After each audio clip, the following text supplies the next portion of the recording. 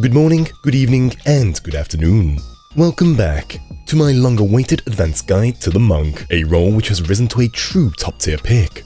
7.1 introduced its new ranged and AoE abilities, removing the downtime the Monk used to suffer from. The Monk is an amazing role which I can highly recommend. In today's video, I cover your actions and combos, your strengths and weaknesses, ending with scenarios in a 16-kill solo match. Apologies for the quality of my voice, as I am not yet back to 100%. Let me know down below how you find the Monk, and thank you all for your continued support. Let's jump right into it. Let's begin with your 7-part melee rotation. Dragon Kick, Twin Snakes, Demolish, Leaping Oppo, Rising Raptor, Pouncing Curio, ending with Phantom Rush. Dealing 4500, 5000, 5500, 6500, 7000, 7500, with Phantom Rush dealing 12,000 to your first target, and 8,000 for all nearby. Each of these are a weapon skill that work alongside your Rising Phoenix. Rising Phoenix is a 4,000 AoE attack. Your next weapon skill will deal 50% more damage. You only want to use this with Phantom Rush from the melee rotation. That bonus 50% makes for a hard-hitting 18,000. Rising Phoenix also grants Fire Rumination, which I will come back to. Next we have your Flint's Reply, a 20-armed ranged attack, dealing 6,000 damage, of which you can hold 2 charges. This works as poke damage before engaging, and to finish off fleeing targets when your melee just can't keep up. This is also a weapon skill that can receive the 50% buff from Rising Phoenix. Alongside a high battle high, it is a pretty decent go-to when other actions are on cooldown. Next is your defensive, the Riddle of Earth. Active for 8 seconds, damage you receive is compiled. Re-executing this action becomes Earth's Reply, which will deal damage to your target and all nearby, with a base damage of 3,000, plus 25% of the compiled damage taken. You will also heal for 6,000, plus another 50% of the compiled damage. Typically, this action is your pre-pop before you dive in, and also works well while being chased, as you can use that bonus healing sometimes to escape. Next is your mobility, the Thunderclap. Due to so many new ranged options, you can now only hold 2 charges instead of 3. This works the same as before, a 20-arm dash to enemies or allies. If you dash to an enemy, you gain an 8,000 barrier. Dashing to an ally grants them the 8,000 barrier instead. Amazing for engagements, and to escape as you help yourself and another. The ability to target others means you can make a very nice focus target macro. Next, your heavy-hitting AoE, the Fire's Reply. You gain access to Fire's Reply from activating Rising Phoenix. Fire's Reply is also a weapon skill, allowing for the 50% bonus, dealing a base damage of 8,000 to your target and all nearby, increasing to 12,000 with the bonus. The most common way you do not receive the bonus damage is to use the 50% bonus damage on Phantom Rush, then follow up with Fire's Reply. Your next weapon skill is the Wind's Reply, which has replaced your Enlightenment. 8,000 damage to all within a straight line, which also applies a 15-arm knockback to your first target. You will obtain Wind Resonance, which increases your own movement speed by 50%. If your target is knocked back, you obtain the effect Pressure Point, meaning your next weapon skill will hit for an additional 10,000 damage, which can be used to combine actions alongside your Limit Break. And last up is your Limit Break, the Meteor Drive. This is a multifunctional Limit Break. Understanding each part is key to mastering the Monk. Firstly, you will always deal 12,000 damage. That is the flat damage output. Meteor Drive removes a player's guard. If your target is not using guard, you will deal a bonus 12,000 for a combined 24,000. Meteor Drive renders your target unable to move for the next 3 seconds, which includes the use of any actions.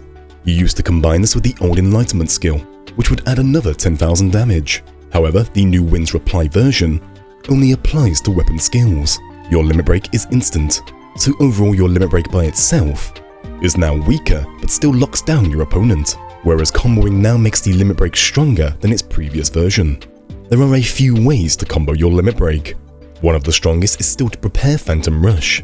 Knock your target back with Wind's Reply, Thunderclap to close the gap, then Phantom Rush into your Limit Break, then Phantom Rush into your Limit Break, making your Limit Break 24,000 on top of a buffed Phantom Rush dealing 22,000. This also includes the extra 8,000 from Wind's Reply knockback. You can also run a ranged variant, pre-pop Rising Phoenix and Thunderclap to your target. followed up by Wind's Reply. Cast Fire's reply instantly into your limit break. This allows your Wind's Reply to deal 12,000, followed by an 18,000 Fireball, straight into the 24,000 of your limit break. This makes both combo options the same 54,000 total damage. If you pre-pop Riddle of Earth beforehand and have taken decent damage, your Earth's reply will land right as you dash in. Ultimately, memorize which actions are weapon skills. This will allow you to make decisions on the fly, to pump out the most damage to fit your situation. We did lose our stun, however this was for the best. This new power creep plus having a stun and a limit break lockdown would push the monk into a broken tier. You now have constant uptime, whereas the older version, you were more or less sat around waiting to ambush Dark Knights going in. For your strengths, we now have a ton of AoE options, which has elevated the monk out of its sit and wait playstyle to being able to always have something to do. Your limit break combo power is now stronger than the previous version. Patch 7.16 brought about many animation fixes, which have sorted many of the issues the monk was having. Your new AoE abilities allow for you to have some great impact in some of the most played strats, such as the Dark Knight Rush. 2 dashes still make for great mobility, with your ranged abilities making up for the loss of a third. You are still one of the best roles for keeping up constant pressure and to give chase. Played well, you can be the scourge to any ranged role, even within the current meta. For weaknesses, you have lost your stun, meaning knocking targets into your team has become much harder. The stun lock has removed the double lock ability when comboed with your limit break, with your limit break being weaker overall, as the damage has dropped to 24,000, down from 34,000 with the old knockback combo. A knockback spam can still be a pain, with 2 dashes occasionally not being enough. Outside of these few weaknesses, the monk has risen to the top. It has become one of the top picks for PvP, which I would consider a mid-tier role. So for you newer players looking to push into a harder job that brings great value, the monk is a great step up. This new version of the monk comes with quite a few new advantages, as we are currently in a ranged meta, so you want to use your ranged attacks as much as possible. Inside of Frontline, the melee aspects tend to work best as you climb battle highs, and as finishers or to jump targets out of position. For this round, I begin on the cliffs above, as flanks from up top are becoming more and more common. As the blues push in, I abuse the Rising Phoenix and Fire's reply combo, aiming towards the center of the groups. I pop guard earlier as I know I have their attention, while remaining back to bait out crowd control, staying out of range to not get snagged by the warrior. This checkpoint from the eye side curves outwards, allowing for natural cover from those towards the back. Move into strike and back out between actions. With their engage halted and red at their back, now is time to lead the charge. I avoid the harder to kill rolls as my team will make short work of them. Instead, I focus down the Black Mage, landing my first kill, and with the team still rallying behind me, we keep on pushing the blues back. This is where you can mix more of your midi rotation, then flip to AoE when targets group up. As blue begins to regroup, the reds finally push in. That is our cue to leave. A pretty decent opening fight, considering many were back on the ice.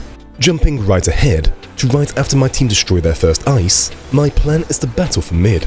Along the way, I secure 1 follow-up kill on their machinist, who fell behind, earning myself battle high 1. Looking at the scores, red need to be the focus of this battle. Jumping in, I'm able to secure another easy kill on their machinist, who is far too oblivious fighting the ice. Blue take this chance to dive the wrong team, so I quickly guard up and retreat, just narrowly escaping. I drop much further back to fully heal, as I could be easily finished off. Remember, the early stages of the game is the best time to build battle highs, so play to live. As a match progresses, it becomes much harder to fight the dominating team, who will have several max battle highs controlling the fights. After recovering, I see my team giving full chase to the red in the choke, completely forgetting that blue was standing right behind. I hang around without moving in, as you don't want to get pinched from behind. For some strange reason, blue did not decide to go for easy kills. Rather, they stood AFK in mid confused on their next play. A lone gunbreak agreed for a possible kill.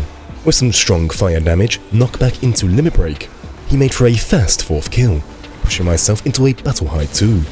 Now I can start to think about being more aggressive.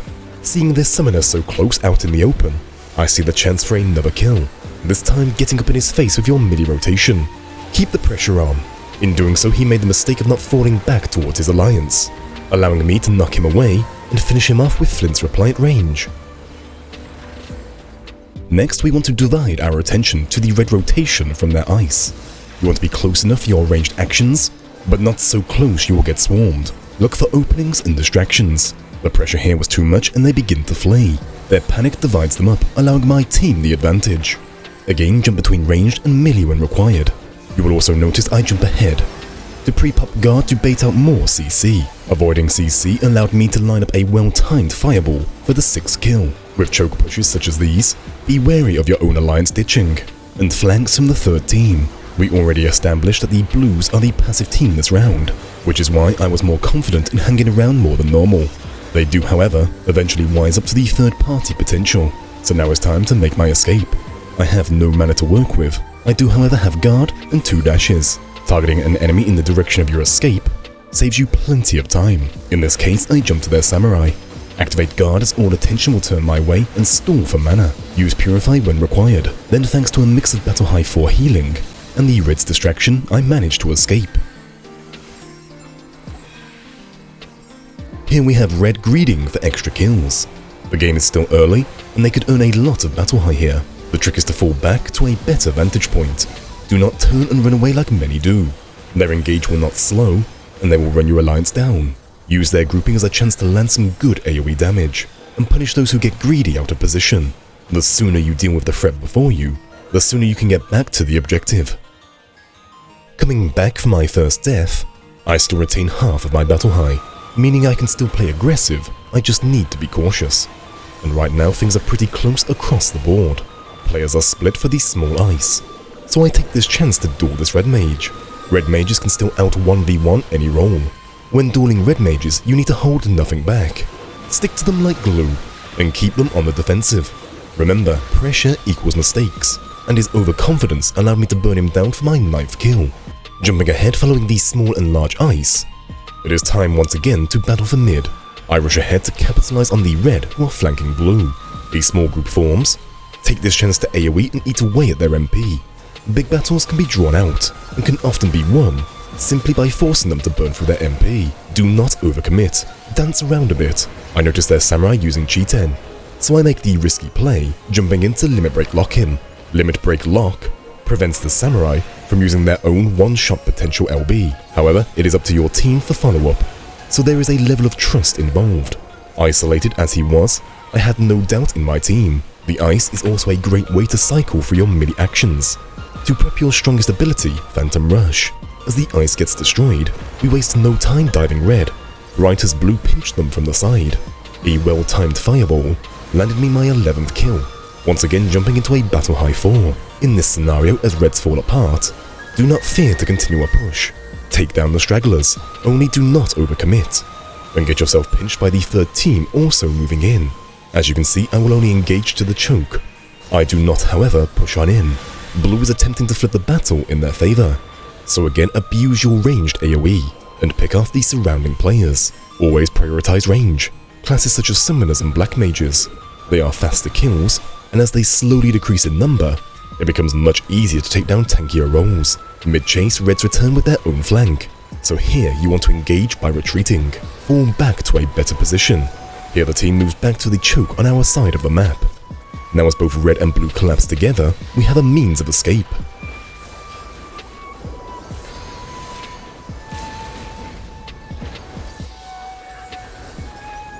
Having now retreated back to our large ice, you need to be ready to defend. The best means of defense is to hold close. You defend by attacking, halting their advance to the objective. Without the full team backing, this works merely to stall. The longer they fail to push, the more score my team secures from the ice. Red advance in what I call a fake push. Those at the front lead the charge, while those at the back panic and do not commit, getting their frontliners picked off in the process.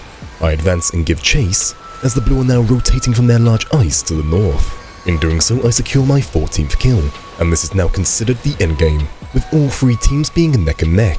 This stage now comes down to which team controls the ice the best and dominates fights without players dying.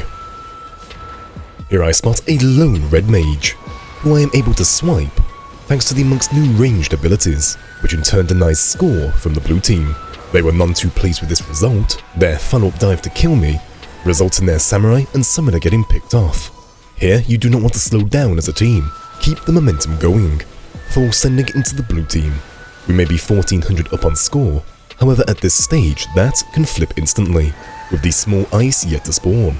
I will let these final 2 minutes play out, in what was a well-played match by all teams, resulting in 16 kills, 1 death, 33 assists to just short of 2 million damage. Hopefully this scenario portion of the video can give you some insight on how to play the monk.